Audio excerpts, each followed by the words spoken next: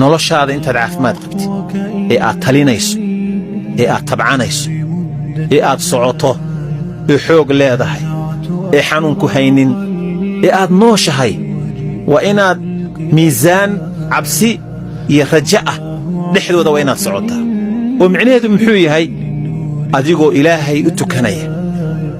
oo rajo ka qaba jannadiisa dembidhaafkiisa maqfiradiisa adigoo soomaya adigoo sunnihii tukanaya adigoo sakadii bixinaya adigoo sadaqadii bixinaya adigoo wardinaya adigoo ducaysanaya adoo qaraabadii xidhiirinaya adoo waalidkii u baarnimo samaynaya adoo wixii khayra ka shaqaynaya oo aad samaynaysa rajo ilaahay ka qabtid haddana cabsi waa inay kugu jirtaa oo maxay tahay cabsidu armaa ilaahay salaadda kaa aqbali waayaa armaa dembi kaa dhacay oo aadan ogaynoo alla agtii yaallaa jira armaa ilaahay ku cadaabaa armay khaatimadu kaa xumaataa armaa naar gashaa baqdintaas waa inay kugu jirtaa